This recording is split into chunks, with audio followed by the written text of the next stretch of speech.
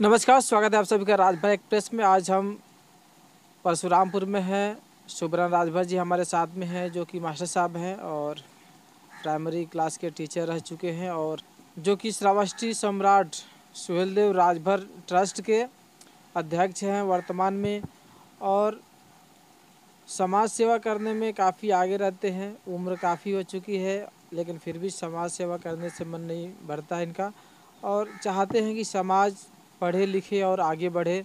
तो आइए मिलाते हैं सर से। सर, आपका हमारे चैनल पर हार्दिक स्वागत है। धन्यवाद भाई आपके चैनल को। सर, जानना चाहेंगे संगठन में समाज सेवा में आपका शुरुआत कहाँ से हुई, कैसे कार्य करना चालू किया था आपने? यह हुआ कि हम लोग कुछ चंदा इकट्ठा कर लें। एक हमारी स्वजाति बंधुओं का एक यहाँ धर्मशाला बने और उसके लिए धन की आवश्यकता थी। तो धन की आवश्यकता कुछ हम लोगों ने इकट्ठा किया था। कब की बात है लगभग? ये लगभग है 20-25 वर्ष की, 20-25 वर्ष पहले की बात है।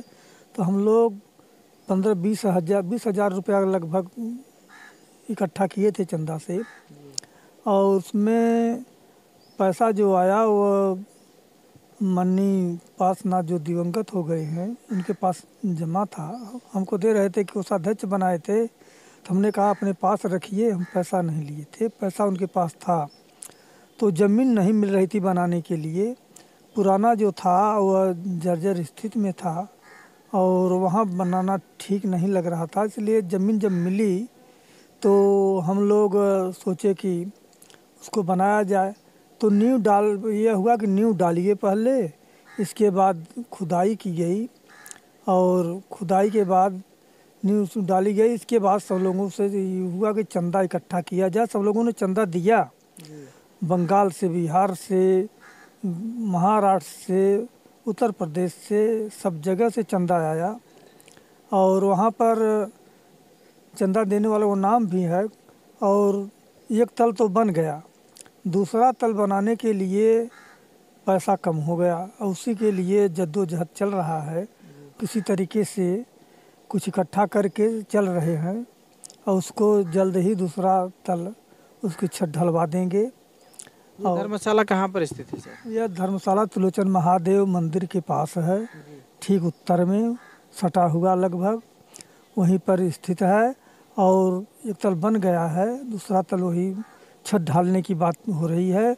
हो सकता है कि आज के दिन 12-1 बजे के बाद हो सकता है कि वह शटरिंग का सामान आ जाए, गिर जाए, और शटरिंग हो जाएगी तो तुरंत उसको ढलवा दिया जाएगा। और सभी लोगों से निवेदन किया गया है कि वे लोग आवें, देखें और कुछ सहयोग करें। अब देखिए लोग क्या करते हैं, लेकिन हम लोग ये किए, कुछ लोग आपस में कुछ पैसा दे करके और उसको पूरा किया जाए। हमारे जो संरक्षक हैं कमला राय जी, वहाँ के हैं वाराणसी जिले के, उन्होंने गिट्टी देने के लिए कहा है। राजू राजभर एक हैं कठिराव के, वाराणसी जिले के, वे वो देने के लिए कह रहे हैं। सरिया नहीं, सीमेंट, वो सीमेंट देंगे और भी सहयोग करेंगे। शटरिंग के लिए भी उन्होंने भेजा है आदमी, कुछ कम पैसे में किया गया है, उसको भी देना है। तो इसी प्रकार से ये हुआ। सरिया का पैसा आप लोग इकट्ठा कर लीजिए। तो सरिया के पैसे के लिए 2-4-6 आदमी हम लोग सोच रहे हैं कुछ पैसा दे करके सरिया गिरवा करके उसको खड़ा कर दिया जाए पहले। इसके बाद तो लोग देते रहेंगे या फिर हम लोग परिश्रम करेंगे। हम लोगों को खुद मौका नहीं मिल पाता है कि दूसरे के यहाँ जहाँ जाते हैं वहाँ कहते हैं आज नहीं है पैसा भाई, दूसरे समय आइए। तो इसलिए परेशानी बढ़ जाती है कि जो भी देना है, थोड़ा देना है, ज़्यादा देना है, दे के समय से दे दें तो दोबारा जाने में समय लगता है, समय बर्बाद होता है और नहीं पैसा मिलता है तो मायूसी आती है कि हमने प्रयास किया और आने पर कोई सफलता नहीं मिली।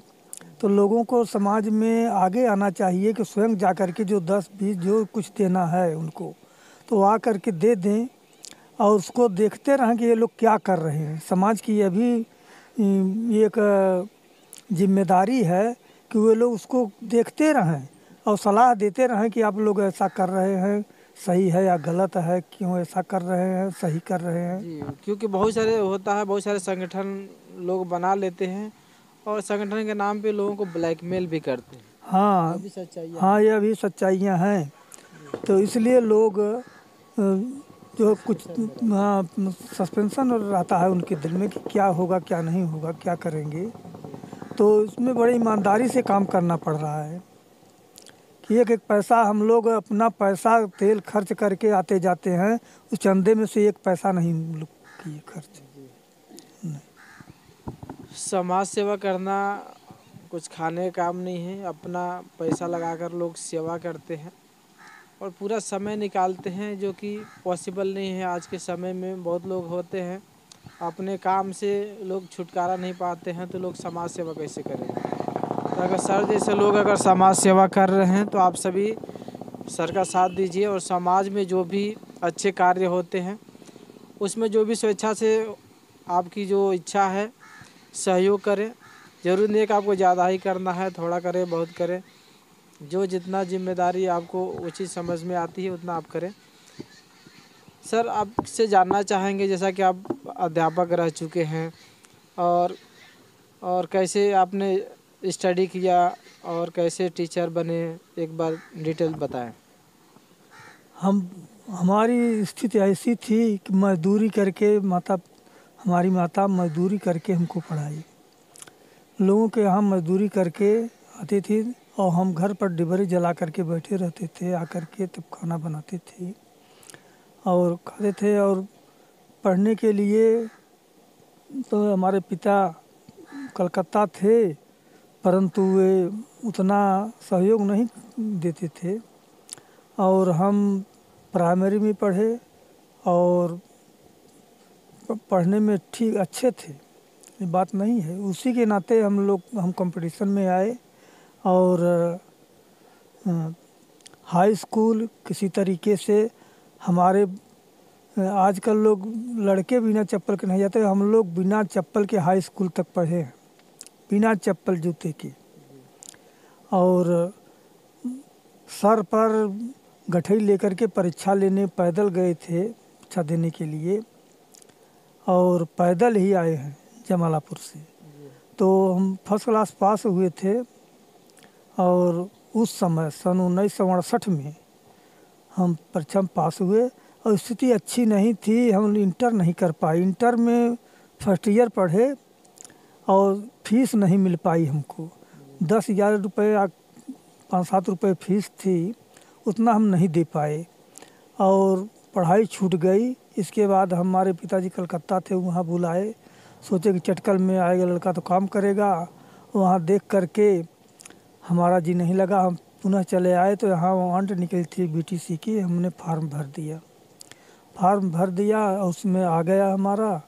तो हम ट्रेनिंग के लिए गए, किसी से पैसा मांगे, किसी से क्या लिए कर्ज फर्ज ले करके किसी तरह से साल भर की ट्रेनिंग किए। और संजोग ऐसा रहा कि सरकार भी साथ नहीं दी। 6 साल तक ट्रेनिंग करने के बाद बैठे रहे। 6 साल के बाद किसी प्रकार से पोस्टिंग हुई और एक ही कपड़ा पहन करके हम साल भर अध्यापकी करते रहे। इसके बाद पैसा मिला, तब उस कपड़े को पैसा दिया गया जो एक सेट था। इसके बाद फिर कपड़ा बनवाया गया। इसके बाद तब हम खेती करते थे। खेती करने के बाद हम पुनः साइकिल से जाते थे पढ़ाने, पढ़ा कर आते थे, पुनः खेती में लपट जाते थे। जो शुरुआती दौर था जब भी आप पढ़ते थे, उस समय खाने के लिए क्या मिलता था, कुछ याद है? खाने के लिए उस समय केवल चावल मिलता था और हमारी माता जी ने बकरी पाल रखी थी, वही दूध और भात खाते थे। और गेहूं की रोटी तो मिलती ही नहीं थी। किसी तरीके से वह गर्मी में चावल भी नहीं मिल पाता था, वही जौ की रोटी और वही किसी प्रकार से आलू सब्जी उब्जी मिल जाती थी, वही खा पी करके आते थे। दाना वाना ले जाते थे, कुछ खा पी लेते थे। यही था, खाने पीने की भी स्थिति बहुत दयनीय थी। तो काफ़ी मुश्किलों भरा जीवन रहा है सर का, और फिर भी सर ने स्ट्रगल किया, पढ़ा, और पढ़ लिख के सर ने आज टीचर बने। टीचर बन के भी लोगों को एजुकेट किए, और आज वो भी मुकाम को हासिल कर ली। आज रिटायर हो चुके हैं प्राइमरी स्कूल से, और आज जो जीवन बचा है अपना आसानी से समाज सेवा के माध्यम से बिता रहे हैं, और कोशिश कर रहे हैं कि आने वाले समय में बच्चे जो हैं मन लगाकर पढ़ें। तो उम्मीद करते हैं सर से आप लोग सीख ले सकते हैं। तो सर आपने अपना कीमती समय दिया, इसके लिए आपको बहुत बहुत धन्यवाद। धन्यवाद आपको। तो इसी के साथ मिलते फिर अगली वीडियो में। जय हिंद, जय भारत।